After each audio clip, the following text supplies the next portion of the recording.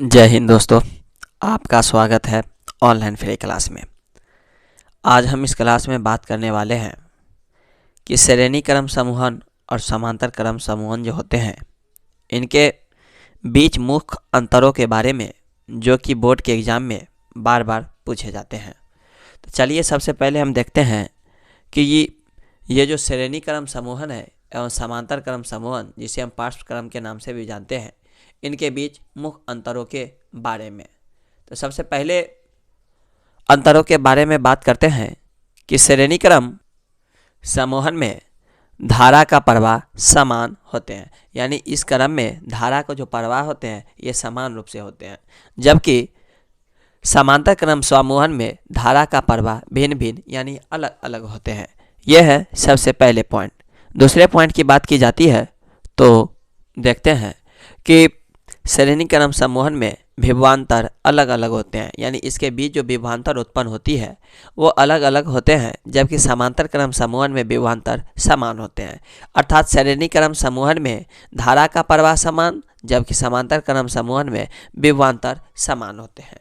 ये थे आपको धारा के प्रवाह और विभवांतर के मुख्य अंतर। तीसरे पॉइंट की बात की जाती है तो श्रेणी क्रम में जो समूहन होते हैं इनमें समतुल्य प्रतिरोध का मान प्रत्येक प्रतिरोध के मान से अधिक होता है, क्योंकि श्रेणी क्रम समूहन में प्रतिरोध का योग होते हैं, इसलिए इसमें जो समतुल्य प्रतिरोध का मान होंगे प्रत्येक प्रतिरोध के मान से अधिक होते हैं।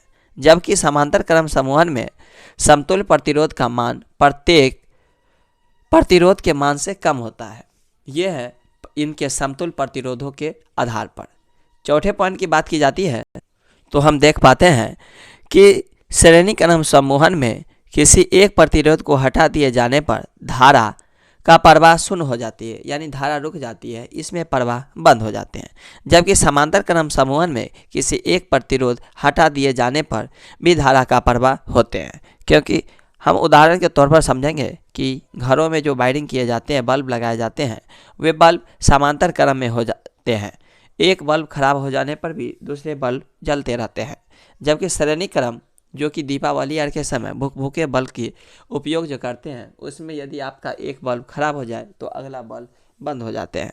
इससे स्पष्ट होते हैं कि श्रेणी क्रम समूहन में किसी एक प्रतिरोध को यदि आप हटा देते हैं तो धारा का प्रवाह रुक जाते हैं, यानी शून्य हो जाते हैं।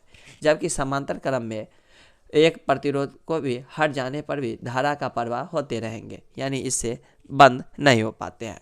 पांचवें पॉइंट की बात की जाती है तो इसके समतुल्य निकालने के लिए आपको RS यानी रेजिस्टेंस सीरीज के रूप में, श्रेणी क्रम के रूप में R1 + R2 + R3 यानी ये समतुल्य बढ़ते चले जाते हैं।